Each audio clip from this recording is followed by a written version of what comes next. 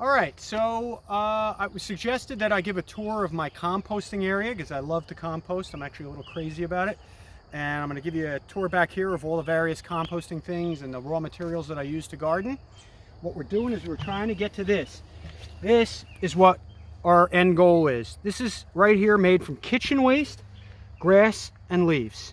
And this is not just going to protect the moisture in the soil from the sun. It's going to actually feed your plants. It's going to give you some disease protection. This is all around the goal that you're looking for when you garden.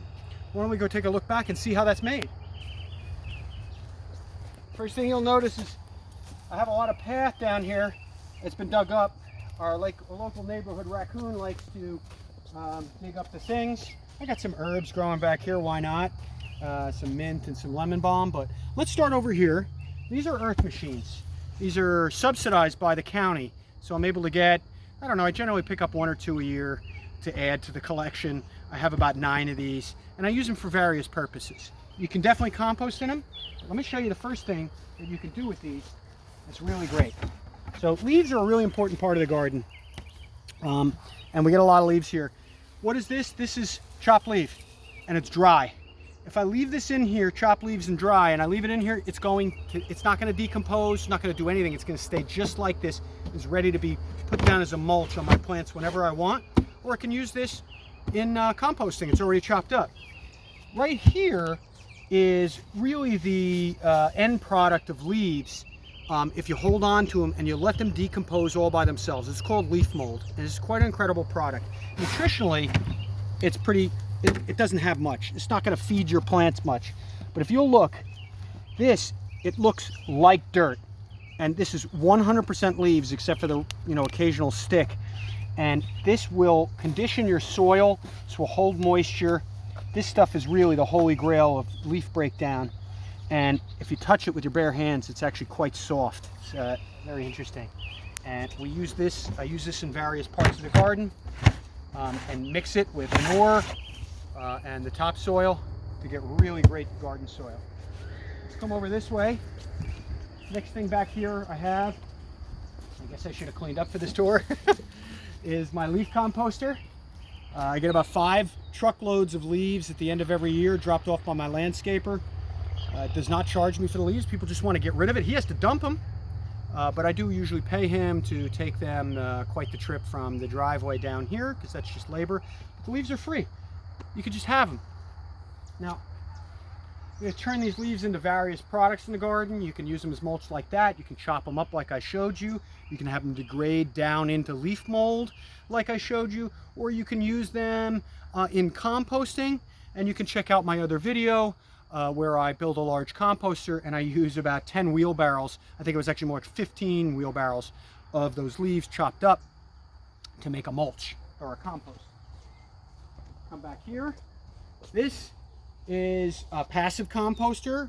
It is not an active composter. This is not for generating any kind of heat. On the other hand, we literally for about 5 years now have been putting just huge amounts of waste in here, and it just breaks down very slowly. There's got to be some amazing dirt under there, and one of these days I'll get at that. Maybe we'll do a video where we kind of do a reveal of what all this broken down material has been doing. We put branches, sticks, pine needles, weeds, weed seeds, anything and everything that's bulk just goes in there until I learn maybe to process it more effectively in a hot composter. Now, let's go over here to the earth machine section. This is generally where I used to compost all my kitchen waste. I still do that. I may switch over, again, if you see my other video, I may switch over to hot composting to do my kitchen waste. But for now, and soon I will do a video on how to compost with an earth machine with lots of kitchen waste, which everyone should have access to, and some lawn clippings. If you have leaves, it's even better, but you can do it just with lawn clippings and kitchen waste, and you will get compost. Now let's take a look in 1 or 2 of these, see what's going on. This one here is in the process. This was kitchen waste, leaves, and grass. If you can see, we're about 3/4 of the way done. It's really coming along. If we put a thermometer in here, it probably would only register about 90 or 100, but it still is generating some heat. But you can really see it's starting to go black on the inside. You need to flip that a few more times. And this will probably be ready in another 30 to 45 days. We have another one over here that's also in the process of decomposing. This has more grass in it, but if we look down here, this was just grass and weeds and some leaves. So this was interesting to see if I could hot compost the seeds out and kill them. And I'm pretty sure that worked. We got up to 160 degrees in this guy for a few days. But again, these guys just don't hold their heat. You really want to do that large pile over there, which I'll go show you in a moment. And you can watch that other video on what's going on over there. You want to have water down in your composting area. You're using this, so this got put out of place, but you want to have a good hose. You need to occasionally water your compost. Okay, next to the earth machines right here on this, it's the last of my discarded pallets I have. This one was too rough shape to use for composting, but this is where I keep my buckets of kitchen waste. I'm going to open one of these up here. Ugh. Try not to gross you out too much, but here you can see in there is just probably some stems of some stuff, some eggs. There's an avocado skin. I can see a banana peel down there, some pistachio nuts. These smell. You want to put a lid on these. These are like nitrogen bombs in your compost. They're very heavily nitrogen. And when nitrogen just breaks down in the absence of carbon, it's going to smell a lot. So if you want to make a composter that doesn't smell, you can use these. You put in the carbons, and it will take out the smell. The buckets will smell until you rinse them, but ultimately this is by far the most effective way I found for storing kitchen waste long enough to build up until you can make a composter.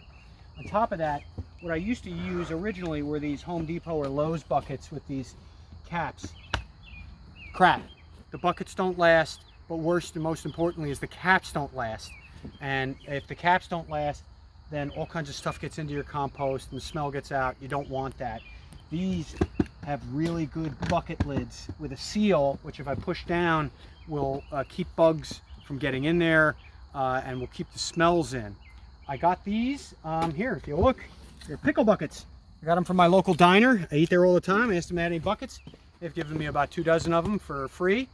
If you wanted to buy these buckets empty, it costs you like 10-15 bucks each. It's insane, but you just ask any local restaurant establishment that you go to if they have any buckets. You should be able to get them.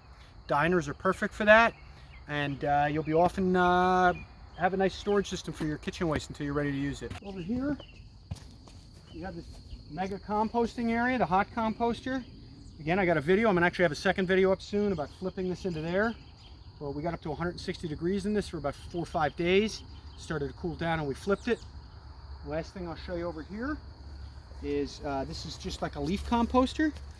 This was the leftover leaves from last year. You can see they look like chopped leaves, but if you can get the camera in here and we go just a little below the surface, you can see this is becoming leaf mold. And at the end of the year, whatever's left here that I haven't used will go in that composter for going into the garden next year. And that's my composting area. I hope you like the tour.